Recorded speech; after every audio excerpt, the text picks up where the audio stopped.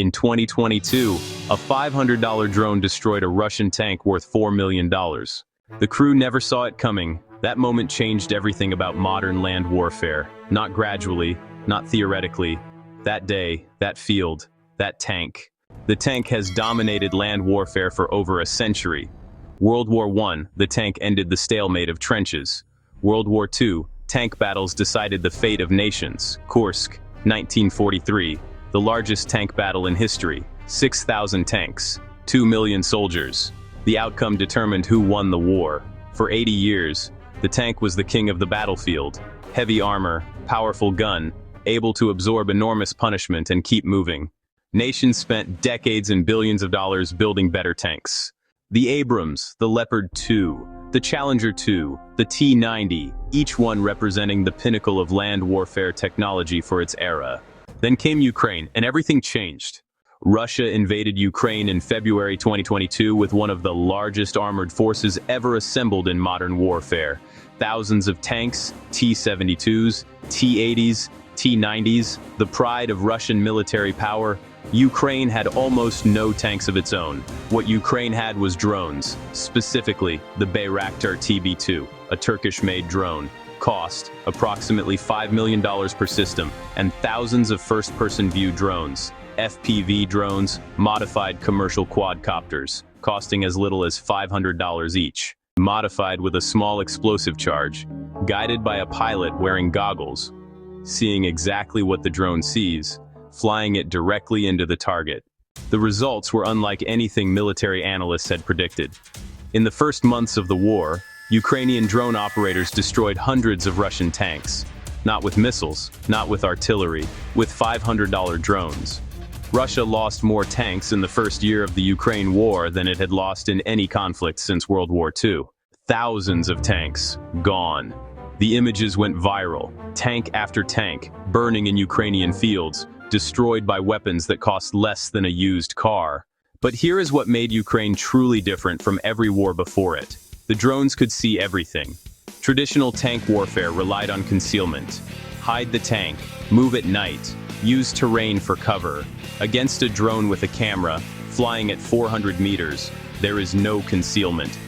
The drone operator can see the tank from kilometers away, can follow it, can wait for the perfect moment, can guide the drone to the exact weak point, the top of the turret, where armor is thinnest, where a small explosion can penetrate, killing the crew and destroying the vehicle.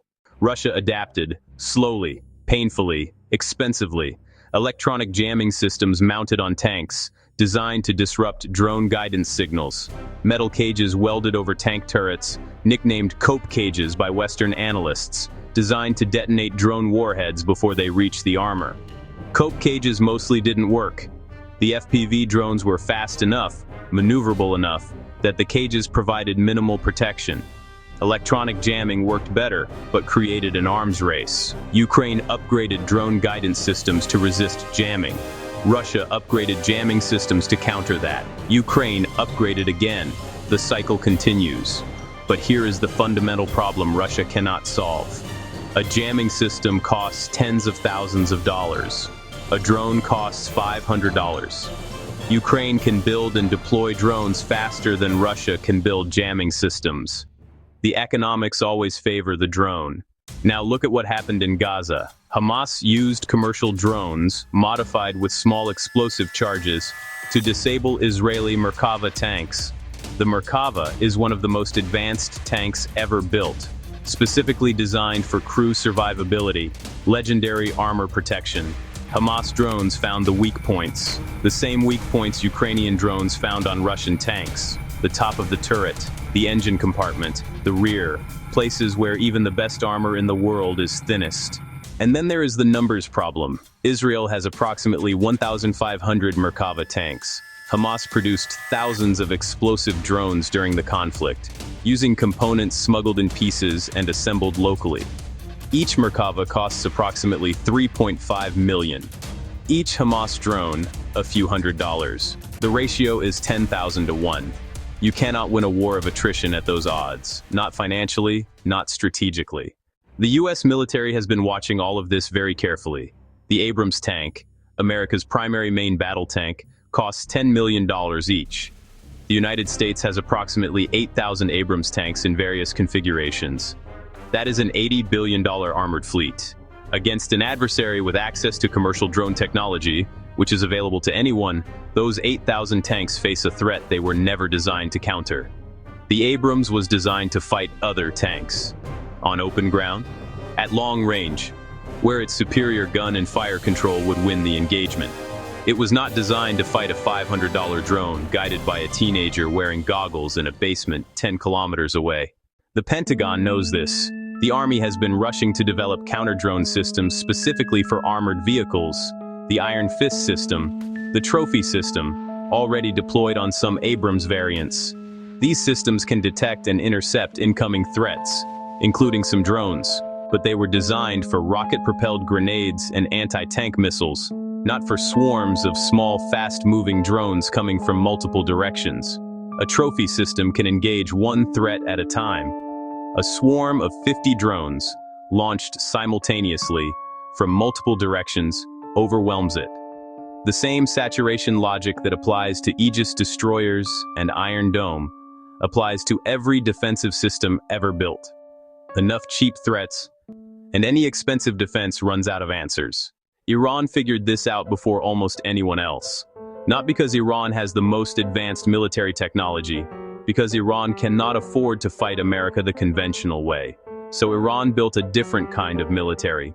Starting in 2014, Iran began mass-producing its Shahed drone series. The Shahed 136, the most widely deployed, costs approximately $20,000 to produce. It is not a sophisticated weapon. It flies slowly. It is not stealthy.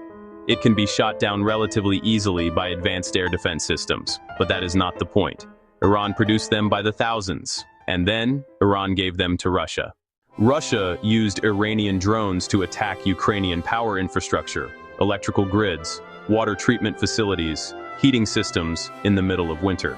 Ukraine's air defenses shot down the majority of them, but shooting down a $20,000 drone costs money. Each Patriot interceptor, $4 million. Ukraine fired Patriot interceptors at $20,000 drones. 200 to 1 cost ratio. Ukraine ran low on interceptors. Russia kept sending drones. The math, once again, favored the cheaper weapon. But Iran's drone program goes beyond the Shahed series. The Shahed 149, Iran's larger, more sophisticated drone, can carry precision-guided munitions. It has a range exceeding 2,000 kilometers. It can loiter over a target area for hours, waiting for the right moment, then strike with precision. During the current conflict, Iran has used drone swarms in combination with ballistic missiles, forcing US and Israeli air defense systems to engage multiple threat types simultaneously. The same saturation logic, the same economics, applied to a different battlefield. Now look at China. China has been watching Ukraine, watching Gaza, watching Iran, and China has drawn a very specific conclusion. The future of warfare is not the aircraft carrier, not the stealth bomber, not the hypersonic missile. The future of warfare is the drone swarm. China's People's Liberation Army has been developing drone swarm technology for years. Not dozens of drones, not hundreds, thousands. Autonomous drones, controlled by AI, that can coordinate with each other without human input. Each drone communicating with every other drone, sharing targeting data, adapting to defenses, finding gaps, exploiting weaknesses. A swarm of 1,000 autonomous drones, each costing $500, costs $500,000 total. Against a carrier strike group with billions of dollars in defensive systems. China has run the same math that Hamas ran, that Ukraine ran, that Iran ran. And China has far more resources to execute it. In 2023, China demonstrated a drone swarm of over 5,000 drones in a single coordinated display. That was a demonstration, not a weapon test. But the technology that coordinates 5,000 drones in a light show is the same technology that coordinates 5,000 drones in a military strike. The US military has no current defense against a coordinated swarm of that scale. Directed energy weapons, lasers, are being developed specifically for this threat. but they are not yet deployed at the scale needed. And by the time they are, China's drones will cost $50 each instead of $500. The economics never stop favoring the drone. Now look beyond drones to what comes next. Because the drone is not the end of this story. It is the beginning. The same technology that made aerial drones so effective, miniaturized electronics, AI guidance systems, cheap mass production, is now being applied to ground robots. Unmanned ground vehicles. Russia has been testing the Uran 9, an unmanned tank, in Syria and Ukraine. The results were mixed. The technology was not yet mature. But that was 2019. By 2026, the technology has advanced significantly. China has deployed unmanned ground vehicles in training exercises alongside human troops. The United States has the MUTT, Multi-Utility Tactical Transport, and is developing larger armed variants. The vision is clear. A battlefield where human soldiers stay behind the lines, directing swarms of aerial drones and ground robots that advance, identify targets, and engage, without putting a single human life at risk. Against that battlefield, a $10 million Abrams tank, crewed by 4 soldiers, is not just economically obsolete, it is a liability. 4 human lives, in a vehicle that a $500 drone can destroy, when you could instead send a $50,000 robot that nobody mourns if it gets destroyed. The implications go beyond tactics. They go to the fundamental question of what war costs and who can afford it. The United States has the most expensive military in the world, $886 billion defense budget in 2024. That budget assumes that expensive platforms, carriers, stealth bombers, advanced tanks, provide military advantages that justify their cost. The drone revolution is dismantling that assumption, one $500 weapon at a time. If a $500 drone can destroy a $10 million tank, if a $20,000 drone can force a $4 million Patriot interceptor, if a $2 million drone swarm can exhaust a $13 billion carrier's defenses, then the entire logic of expensive military platforms needs to be reconsidered. Not gradually, not theoretically, now. While the wars are still happening, while the lessons are still being written in burning tanks and falling aircraft. The $500 drone did not kill the tank, but it killed the idea that expensive always beats cheap. That lesson, learned in Ukrainian fields, in Gaza alleyways, in Iranian drone factories, is the most important military lesson of the 21st century. And every military on Earth is still struggling to understand what it means. Subscribe for daily military and geopolitical analysis.